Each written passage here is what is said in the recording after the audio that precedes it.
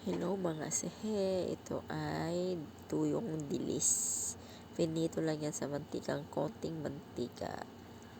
Dito naman ang ating pipinong salad. May kamatis, sibuyas, sili na konti at nilagyan lang yan ng suka at toyo.